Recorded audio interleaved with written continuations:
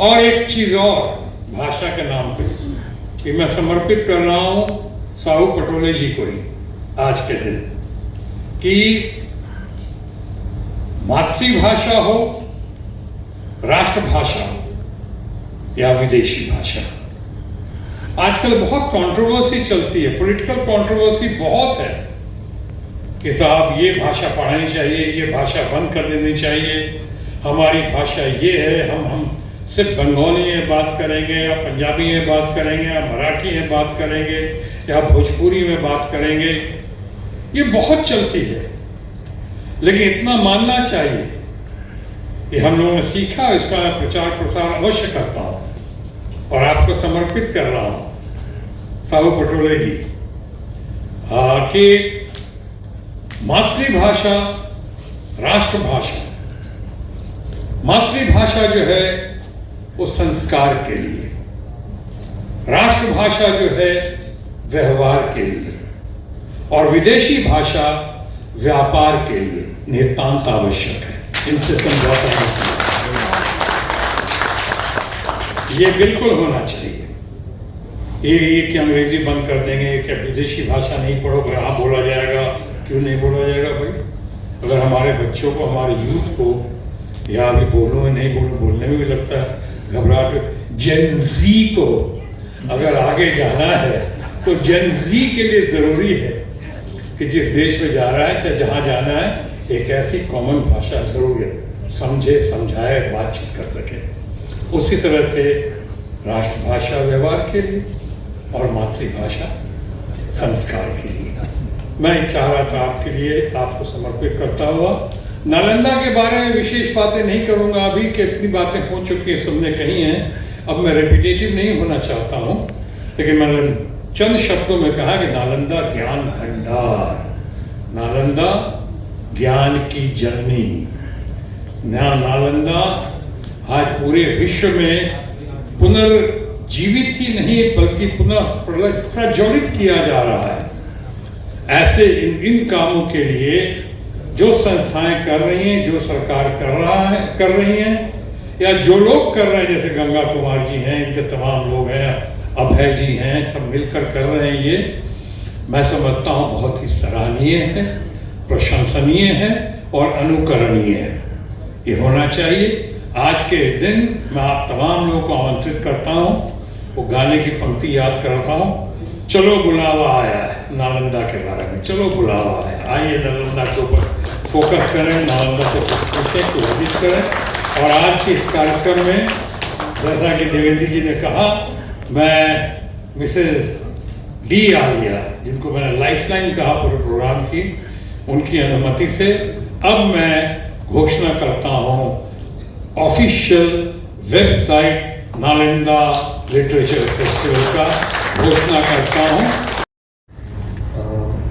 अग्रज नहीं, भाई कैलाश, पद्मश्री कैलाश खेर जी, मतलब मैं आज से करीब मैं इनफॉर्मली बात करना है, तो सरकारी फंक्शन है नहीं तो थोड़ा इनफॉर्मली बात करना पसंद करूँगा।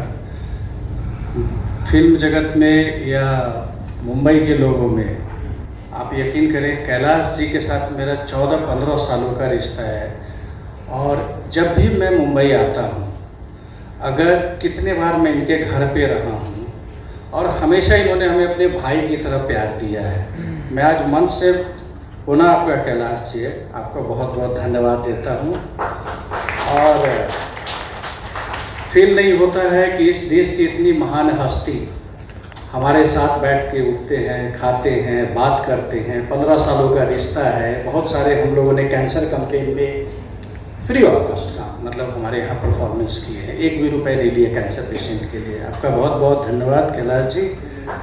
अखिलेंद्र जी हैं, रूमी जाफरी साहब हैं, हमारे मित्र यहाँ पीछे अशोक पंडित जी दिख रहे हैं।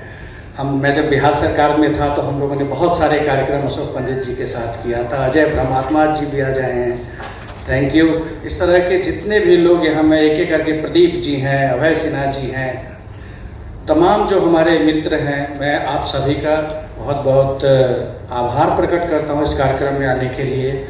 ये नालंदा के ऊपर में जो हम लोगों ने थीम बनाया था, एक्चुअल में अक्टूबर 2024 से हमने काम शुरू किया था इस पे। सोचता था कि नालंदा यूनिवर्सिटी जो दुनिया की पहली यूनिवर्सिटी है, आज से 2500 साल पहले इसकी स्थापना की गई थी, जिसके बेस पे ऑक्सफोर्ड और कैम्ब्रिज जैसे यूनिवर्सिटी का निर्माण किया गया था। फिर ऐसा क्या रहा कि वो इतना पीछे रह गया और सब यूनिवर्सिटी इतनी आगे बढ़ गई, जबकि नालंदा यूनिवर्सिटी की 4 सबसे खूबसूरत चीज़ थी उसका साहित्य, उसका डिबेट सिस्टम ऑफ एजुकेशन, उसका साइंस पे थॉट और उसका मेडिसिन। आप सोचिए ऐसा यूनिवर्सिटी जो नालंदा से शुरू होकर पूरी दुनिया पे खासतौर पर पूरा साउथ ईस्ट एशियन कंट्री होते हुए फ्रांस तक गई, जिसकी छाप पूरी दुनिया में है, जहाँ पे फाहियान और वानसांग, वरामिहिर, चंद्रगुप्त, कौन उस समय के सदी के जो महान हस्ती थे जिनकी की नहीं जुड़ावट थी, वो सब लोग वहाँ से जुड़े हुए हैं। इसी कड़ी में हम लोग भी नालंदा लिटरेचर फेस्टिवल्स को कोशिश कर रहे हैं शत्रुघ्न सर की 3 चीज़ों से जुड़े। साहित्य तो सब को जानना जरूरत है अपने इतिहास का, लेकिन साहित्य से केवल आज के यंग जनरेशन पूछते हैं so what, that was our history, what will happen after 20 years। Nalanda was the history but Nalanda was not the history. Nalanda has taught the wed of education. उस समय में कोई लिखा पढ़ी का काम नहीं होता था, आप लोग को याद हो तो डिबेट सिस्टम से एजुकेशन से होता था।